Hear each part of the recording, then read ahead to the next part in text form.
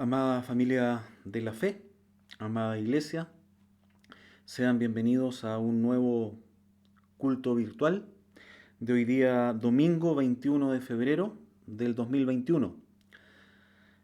Vamos a orar para comenzar. Mientras se acomoda ahí en casa, mientras busca su Biblia, vamos a orar. Padre, en el nombre de Jesús, nos presentamos delante de ti para con el anhelo, Padre, de escuchar su palabra, que tu palabra, Señor, venga a hablar a cada uno de nosotros, Padre, a cada corazón, a cada mente, a cada espíritu, que podamos entender, Padre, el propósito que tú tienes para nuestras vidas. Sea usted, Padre, en cada hogar, en cada uno de mis hermanos, en cada una de las personas que está viendo este video. Sea usted, Padre, levantándonos, sea usted consolando, sea usted sanando cada corazón, sanando toda enfermedad física. Bienvenido Espíritu Santo a este lugar, para que sea usted usando un instrumento. Saca todo lo que te estorba de Luis, para que sea tu palabra la que venga a impactar nuestras vidas.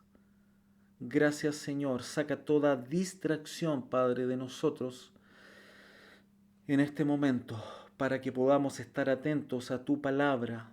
Tu palabra, Padre, es la verdad. Tu palabra es lumbrera a nuestro camino. Gracias, Señor. En el nombre de Jesús. Amén. Hoy día, en el mensaje de hoy, lo he titulado Es la hora de resolver tus asuntos pendientes. Lo repito, el sermón de hoy día lo he titulado Es la hora de resolver tus asuntos pendientes. Voy a leer un texto extraño que está en el Antiguo Testamento, un texto del cual se predica poco, por lo menos a mí me ha tocado escuchar muy poco de esto, y quizás para muchos de ustedes será la primera vez que escuchan predicar sobre este sermón. ¿Por qué he escogido este sermón? Porque estos versículos nos ayudan a entender lo importante que es solucionar o resolver los asuntos pendientes que cada uno de nosotros tenemos en nuestras vidas, ¿ya? ¿Por qué es importante? Para que podamos lograr entrar al lugar de nuestro propósito. Cada uno de nosotros tiene un propósito, tenemos vidas con propósitos.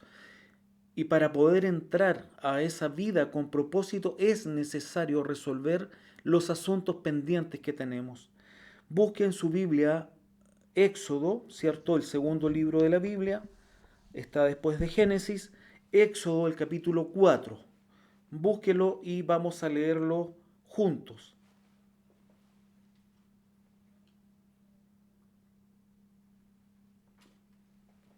Voy a leer la Nueva Traducción Viviente porque se entiende un poquito más clara la idea. Si usted tiene otra versión, puede anotarlo, escucharme y después lo va estudiando con tranquilidad. Dice así para ir avanzando. Éxodo capítulo 4, versículos 24 al 26, la Nueva Traducción Viviente. Dice así: rumbo a Egipto, en un lugar donde Moisés se detuvo con su familia para pasar la noche, el Señor enfrentó a Moisés y estuvo a punto de matarlo. Pero Séfora, la esposa de Moisés, tomó un cuchillo de piedra y circuncidó a su hijo. Con el prepucio tocó los pies de Moisés y le dijo: ahora tú eres un esposo de sangre para mí. Paréntesis, cuando dijo un esposo de sangre, se refirió a la circuncisión. Después de ese incidente, el Señor lo dejó en paz. Tremendo, tremenda palabra, tremendo lo que el Señor nos va a enseñar hoy día a cada uno de nosotros. en relación al título, es la hora de resolver los asuntos pendientes. Así que el contexto, amado, Moisés va con su esposa, ¿cierto? Y sus hijos rumbo a Egipto. El hijo en cuestión, del cual está hablando, tiene aproximadamente 12 años de edad y pasan la noche en una posada, y la posada está cerca de la frontera con Egipto. Eso es importante que vayamos reteniendo esto. La posada estaba cerca de Egipto, de la frontera. Y la figura es que Moisés está en la cama enfermo, a punto de morir, porque la palabra nos dice que el Señor enfrentó a Moisés y estuvo a punto de matarlo. Entonces, ¿qué es lo que ocurre? Como si una fuerza misteriosa estuviera a punto de matar a Moisés. Séfora, esposa de Moisés, nos relata la escritura, toma un cuchillo afilado y circuncida a su hijo. Eso es el contexto de la historia para que para que podamos poder entender. El hijo llora de dolor en esa habitación. Estamos en un acontecimiento real narrado por la escritura, evento que ocurre cerca de la frontera de Egipto, antes de que Moisés, y aquí tenemos que prestar atención, entrase al lugar de su llamado y antes de que Moisés entrase al cumplimiento de su destino como libertador del pueblo de Israel. Entonces, para entender más lo que está sucediendo dentro de esa habitación, tenemos que retroceder 80 años y el día en que Moisés nace, ¿cierto?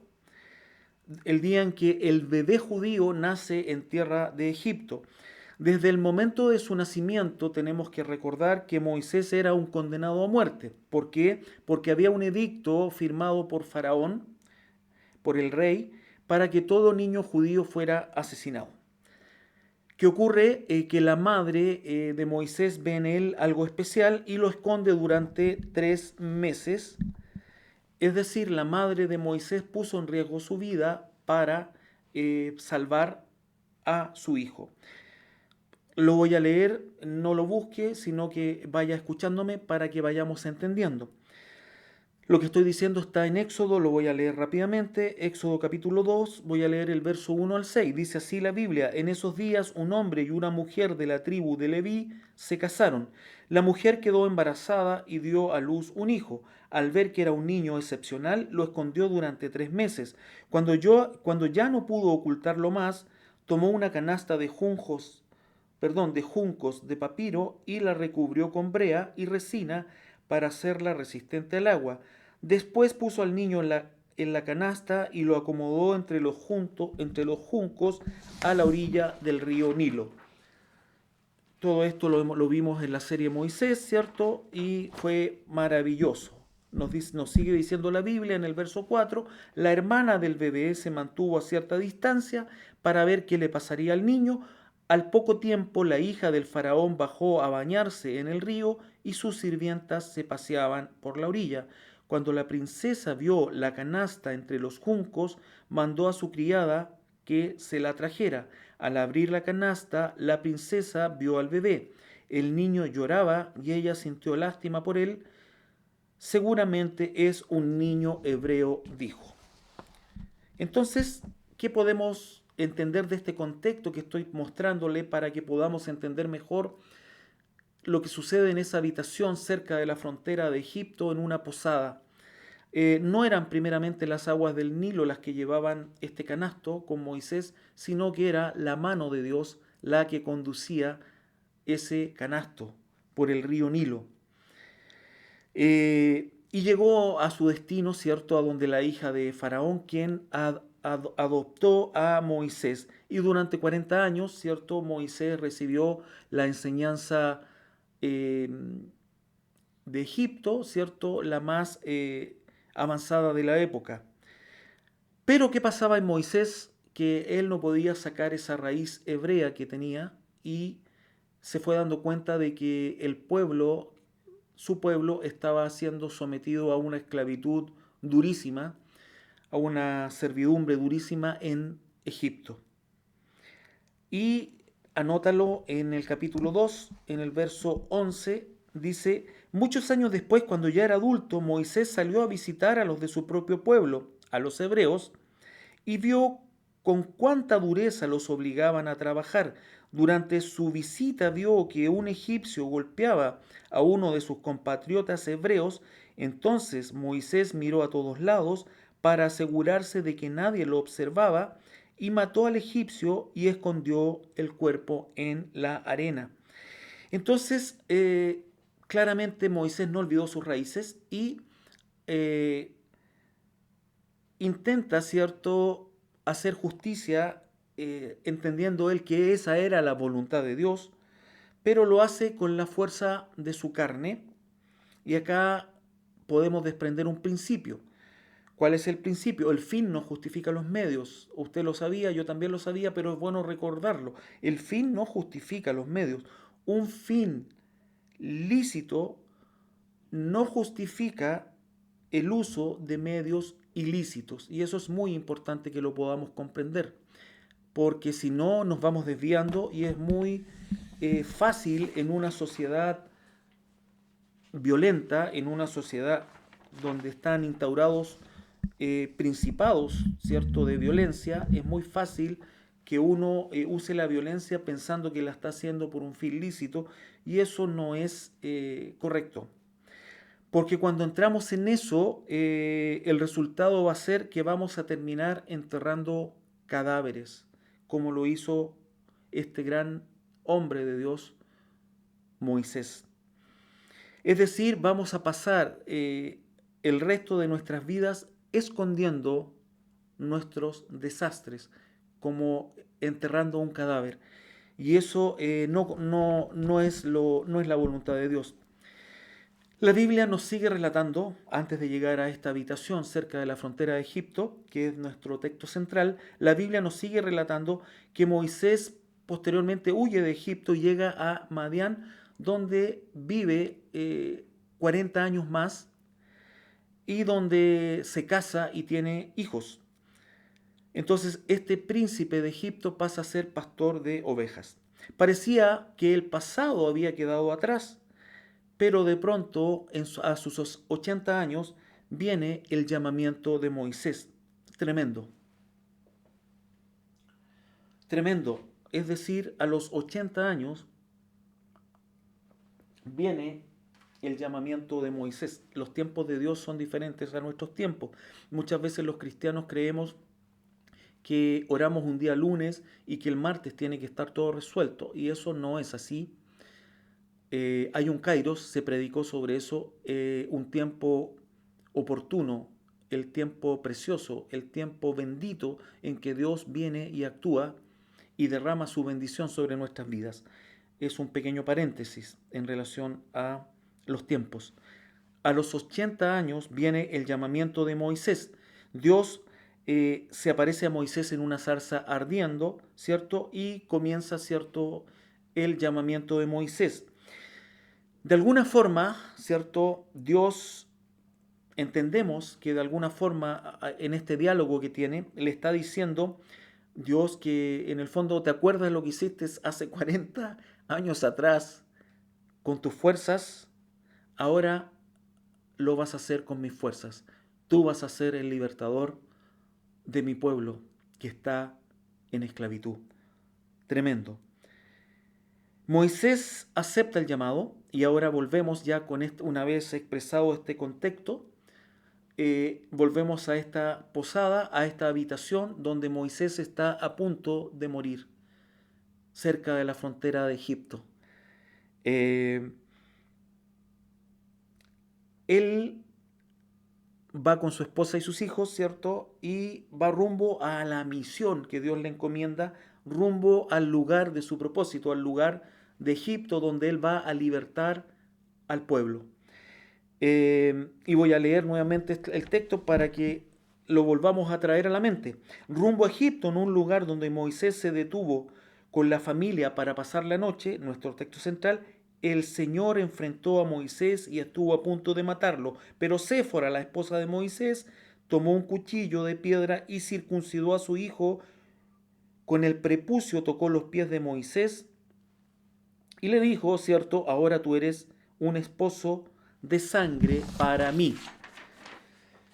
Estoy leyendo el texto central. Y, paréntesis, cuando dijo un esposo de sangre se refirió a la circuncisión. Después de ese incidente, el Señor dejó en paz a Moisés. Entonces ahora viene, vamos a desarrollar estos versículos de nuestro texto central. ¿Quién entiende? Esa es la pregunta. ¿Quién entiende? Dios salió, nos dice la palabra, al encuentro de Moisés para matarlo. Después de haber tenido un llamado a Moisés y convencerlo para una misión de libertador, y cuando Moisés acepta y va rumbo a ese propósito, rumbo a esa misión, Dios sale al encuentro de Moisés para matarlo. Preguntas, nos podemos tener muchas. Un par de preguntas. Primeramente, ¿por qué pasa esto? ¿Por qué Dios querría matar a Moisés si fue él mismo quien lo había enviado a Egipto? Entonces, ¿cuáles son las respuestas? Las respuestas son, Moisés tenía un asunto pendiente, el título de este sermón. Moisés tenía un asunto sin resolver, un asunto importante que Moisés conocía, pero que durante años había intentado ignorar. Un asunto que durante mucho tiempo parecía haber pasado inadvertido por Dios, pero justo en la frontera, antes de llegar a su propósito, ese asunto pendiente se vuelve determinante para Dios y viene a matar a Moisés. Tremendo, tremendo. ¿Cuál era el asunto pendiente? La circuncisión de su hijo. Puede parecer un asunto menor, amada iglesia, y aquí es donde quiero que vayamos ya poniendo nuestra mayor atención.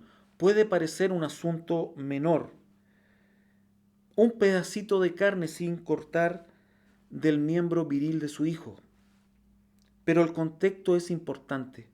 La circuncisión. ¿Qué es la circuncisión? Es el corte en el miembro viril de todo judío. La circuncisión no era solo una marca física, amada iglesia, en el cuerpo, sino fue la señal del pacto entre Dios y Abraham. Abraham, el gran patriarca, el padre de la fe. Por eso siempre dicen el Dios de Abraham, el Dios de Isaac, el Dios de Jacob. Ese es el Dios de la Biblia. Algunos siguen otros dioses. Anótalo, tremendo texto, anótalo. Génesis 17, anótalo para que avancemos. Génesis 17, voy a leer el verso 10 al 13 para que entienda más el contexto de que no era un detalle menor lo que obvió Moisés. Génesis 17, verso 10 al 13. Este es el pacto que tú y tus descendientes deben cumplir. Está hablando Dios a Abraham. Todo varón entre ustedes debe ser circuncidado. Debes cortar la carne del prepucio como señal del pacto entre tú y yo, dice Dios. De generación en generación, todo varón debe ser circuncidado al octavo día. Dios es específico, es claro. Al octavo día de su nacimiento, y es más específico. Esto incluye no solamente a los miembros de tu familia, sino también a los siervos nacidos en tu casa y a los siervos extranjeros que hayas comprado. Recuerde que en ese tiempo se compraban los esclavos. Todos deben ser circuncidados, llevarán en su cuerpo la marca de mi pacto eterno. Entonces se da cuenta que no era solamente una marca física en el cuerpo, era un pacto perpetuo de pertenencia a Dios. Y eso requiere la importancia que le debemos dar. Entonces, no sabemos las razones que tuvo Moisés para no circuncidar a sus hijos. Sí, Moisés es un tremendo varón de Dios, un tremendo profeta, un tremendo hombre. Lo que sí sabemos que cuando Moisés está a punto de entrar al lugar de su llamado, un asunto pendiente lo lleva casi a la muerte. Por eso, amado, esa es la palabra que el Señor tiene para ti y para mí, para cada persona que está viendo este video. Ay, Dios estaba enviando a Moisés como el libertador de el pueblo judío. Moisés iba, estoy viendo el por qué sucede esto, lo quiero explicar. Moisés iba a llevar, a conducir a millones de esclavos a través del desierto, y Dios iba a usar a Moisés para transmitir sus leyes, para entregar sus mandamientos, para entregar la cultura de su reino al pueblo judío. Entonces, la pregunta que surge es, ¿qué autoridad tendría Moisés para enseñar la ley de Dios a los israelitas si él mismo no había cumplido uno de los mandamientos fundamentales que Dios le había dado? La otra pregunta que nos podemos hacer, ¿qué autoridad tendría Moisés para decirle al pueblo, así es como quiere Dios que ustedes vivan, si él no cumplió la circuncisión? Entonces Dios sabía, amada iglesia, que ese pequeño pedacito de carne en el prepucio de su hijo podría robarle la credibilidad a Moisés. Entonces, al igual que Moisés, nosotros, y es ahora donde entramos a nosotros, a los cristianos que están escuchando esta prédica, a mí que estoy predicando, ahora entramos nosotros, al igual que Moisés, nosotros muchas veces decimos, es solo un pedacito de carne, pero muchas veces detrás de ese pedacito de carne se esconde un corazón rebelde. ¿Te has dado cuenta, iglesia, las estrategias de nuestra alma, las estrategias de tu alma, para no ser acusada por la conciencia? ¿Te has fijado las estrategias que usa nuestra alma de ponerle nombres tolerables a nuestros asuntos pendientes? Voy a poner solamente un par de ejemplos para poder avanzar. Por ejemplo, la justificación de algunos hombres. Es que yo necesito conquistar el corazón de las mujeres, obtener sus besos, sentir su amor. Mi padre me abandonó cuando yo era pequeño y tengo carencia de amor. No, esa es una estrategia del alma para poner nombres tolerables. Eso no es carencia de amor, eso es lujuria. Es lujuria y la lujuria es un pecado. Justificación de alguna mujer. Es que cuando pierdo el control, rompo los platos tirándolos al suelo y comienzo a decir garabatos. Tengo un carácter muy fuerte. Toda mi familia es así. No, esa es una estrategia del alma. No es así. No es que tengas un carácter fuerte. Eso es ira. Y la ira es un pecado. Entonces el alma, nuestra alma trata de poner nombres tolerables. ¿Cómo lo hace el mundo? Como usted bien lo sabe. ¿Cómo opera el mundo? Un ejemplo que se me viene a la mente en este momento. ¿Cómo opera el mundo? Interrupción del embarazo. Cuando nosotros sabemos que eso es un asesinato. El aborto es un asesinato, no es una interrupción del embarazo. Cierro paréntesis. Entonces, Dios desea una relación sincera con cada uno de nosotros. Dios desea una relación sincera donde no le cambiemos el nombre a nuestros asuntos pendientes, donde no le cambiemos el nombre a nuestros pecados y vayamos delante de Él y realmente pidamos la ayuda del Señor para que sea Él, sea el Espíritu Santo, quienes nos ayuden a ir dejando a resolver los asuntos pendientes y a dejar el pecado que viene a destruir nuestra vida. Así que eso es lo que el Señor quiere hablarnos hoy día. Dios no bendice tus buenas intenciones. Dios bendice tu obediencia. Moisés tenía buenas intenciones en su llamado claramente, pero fue desobediente en algo fundamental para Dios y eso casi le cuesta la vida. Entonces, tú no eres, amado o amada, lo que dices que vas a hacer. Porque hay muchos que dicen, yo eh, voy a ser una tremenda persona, voy a tener muchos hijos, voy a trabajar bien, voy a ser muy correcto, voy a congregarme en la iglesia, voy a ser un buen cristiano. No, tú no eres lo que dices que vas a hacer, tú eres lo que realmente haces. Voy a leer un principio para aprender hoy día. Los asuntos pendientes de tu vida se vuelven en tu mayor freno para alcanzar tu propósito. Lo repito. Principio para aprender hoy. Los asuntos pendientes de tu vida se vuelven en tu mayor freno para alcanzar tu propósito.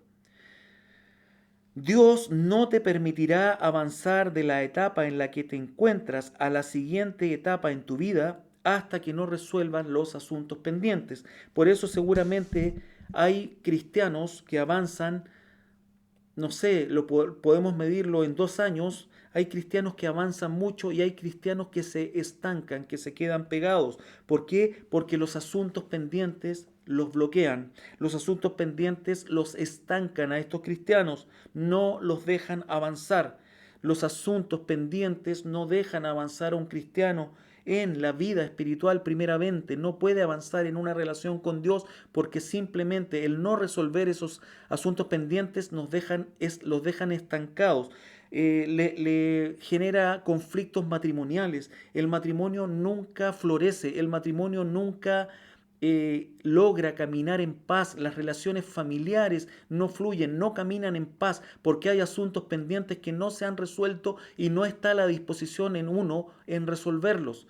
No encontramos el trabajo indicado, el trabajo donde yo quiero ir, donde yo quiero trabajar, donde yo quiero estar, donde yo quiero desarrollarme. ¿Por qué? Porque mis asuntos pendientes y la incapacidad mía para resolverlos no me dejan avanzar. Y las relaciones familiares van sufriendo porque dañamos a las personas que amamos, porque no resolvemos nuestros asuntos pendientes. Entonces, enfrentar los asuntos pendientes, amada iglesia, cuesta mucho, pero el precio que pagamos por no enfrentarlos es muchísimo mayor. Y para concluir, nos convertimos en un casi, esa es la palabra, en un casi.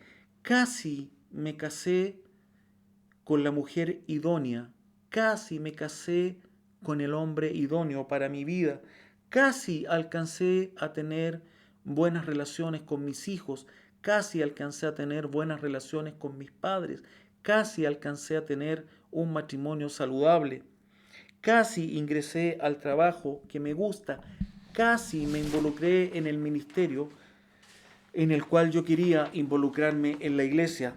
Entonces Dios quiere, amado, que llegues al cumplimiento de tus propósitos. Dios está esperando verte vencedor, verte vencedora, vernos vencedores a todos. Eso es lo que espera Dios. Pero es necesario, para que eso ocurra, resolver nuestros asuntos pendientes y no dilatarlos por más tiempo. Concluyo con una pregunta. ¿Cuál es tu asunto pendiente? Piénsalo. Piénsalo un momento.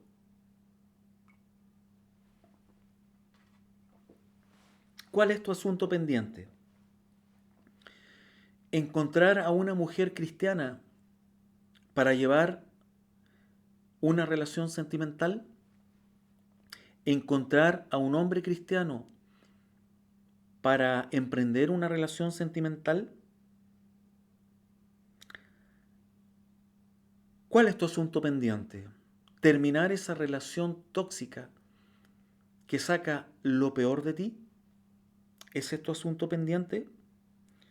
¿Pedirle perdón a la persona que dañaste alguna vez? ¿Tu asunto pendiente será perdonar a esa persona que te ofendió un día y que nunca has podido perdonar? ¿Tu asunto pendiente será cumplir las promesas que le hiciste a Dios y que no has cumplido? ¿Tu asunto pendiente será tomar en serio la relación con Dios? ¿Tu asunto pendiente será tratar a tu esposa como vaso frágil? Tu asunto pendiente será honrar a tu esposo. Tu asunto pendiente será dejar de caer en infidelidades.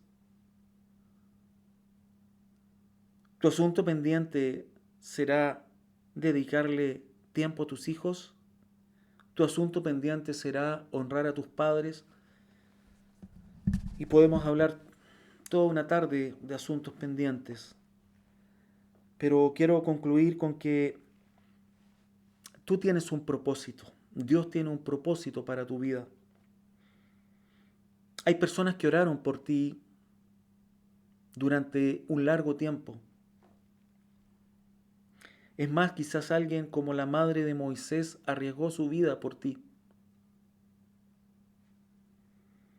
Hay personas que ayunaron por ti durante mucho tiempo para que tú salieras, para que Dios te sacara del desastre de vida que tú tenías.